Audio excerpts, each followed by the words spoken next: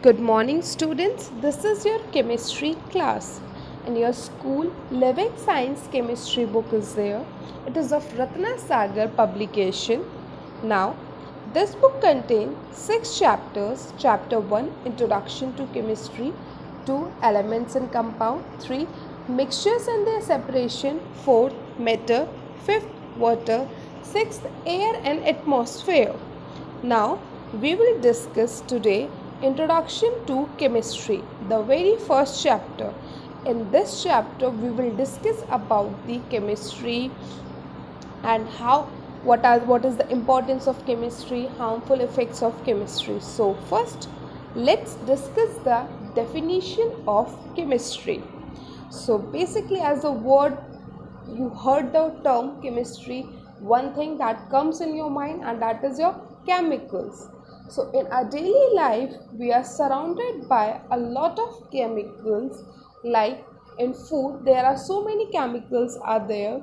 In toothpaste, the toothpaste we use, it is also made up of chemicals. Our cloth is also made up of chemicals. So in daily life, we are surrounded by a lot of chemicals. So now we will discuss the first chemistry definition. Basically, it is a branch of physical science that deals with the characteristics and composition of various forms of matter. It is a branch of physical science, and it deals with the characteristics and composition of a matter. Matter, as you know, that anything that has mass and occupy space is a matter. And what is characteristics and composition? Let's take an example. Characteristics are basically features, properties of a substance. Now, let's take an example. We are taking an example of common salt. You all are familiar with the common salt. So, common salt is basically a matter. Now, common salt have some properties like the color, taste, nature. These are the characteristics of the common salt. So the taste is salty, color is white. So now what is composition? Composition means the constituents that are used to make the salts. So in salt, two constituents are used, that is sodium and chlorine. So this is the composition. Like in water, two constituents are used, hydrogen and oxygen. So hydrogen and oxygen is the composition of a water. Now, along with the changes they undergo, means chemistry also deals with the changes of a matter. For example, if a matter changes their state, like if we are heating a matter, we are boiling a substance, or if the substance changes their state from solid to liquid, so it means some changes are going on. So chemistry also deals with the changes. The changes may be physical or chemical. Now, moving further, we will discuss now history of chemistry. It's not like that chemistry arises in the modern time. In ancient time also, people uses chemistry in their daily life. For example, like making pottery making, fermenting wine, extracting metals from their ores, extracting chemicals from plants for medicines and perfume. With the help of these examples, we are able to find that in ancient time also people use chemistry in their life. And the one most important example of ancient history is the Iron Pillar at Delhi.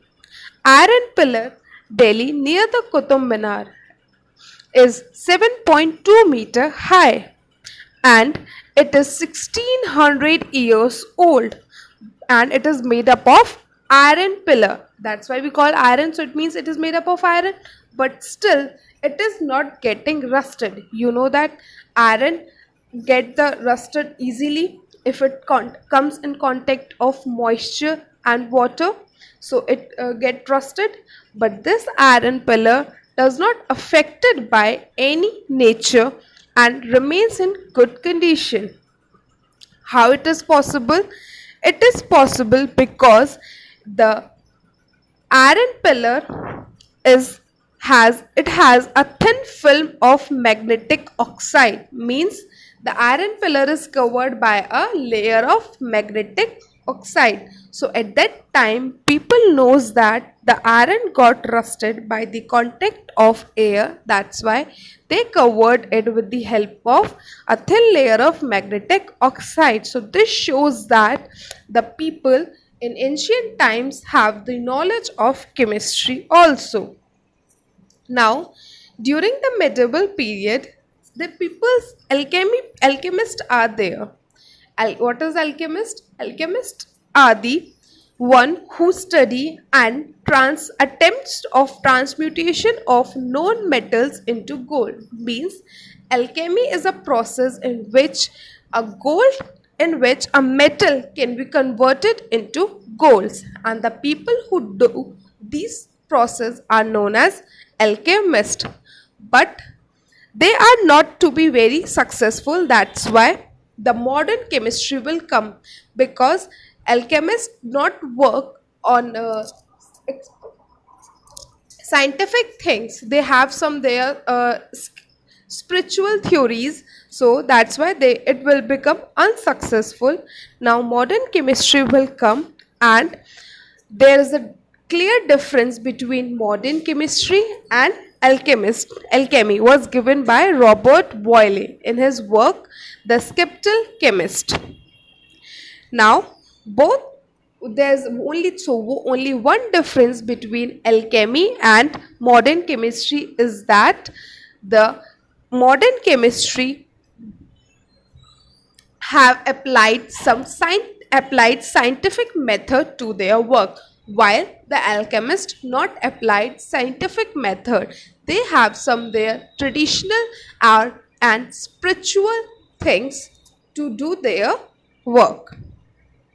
Now, chemistry become established since with the work of Antony Laurent Lavoisier, means chemistry established when Antony Laurent Lavoisier developed the law of conservation of mass. Law of conservation of mass is that it states that the mass of a substance of a matter is conserved. It cannot be changed after the changes of a. So, law of conservation of mass, which was developed by Antony Laurent Lavoisier, it makes the chemistry more developed. Now, what is law of conservation of mass? Law of conservation of mass states that the substance of a mass will never change. Means, for example, if there is an ice cube and it has a weight or mass of 1 gram, then when it melts, it converted into liquid. After converting into liquid, it still has a mass of 1 gram. Means if the substance is going through some changes, then it doesn't mean that the mass of a substance will change. Mass of a substance will always remain same. So that is your law of conservation of mass, which was developed by Antony Laurent Lavoisier.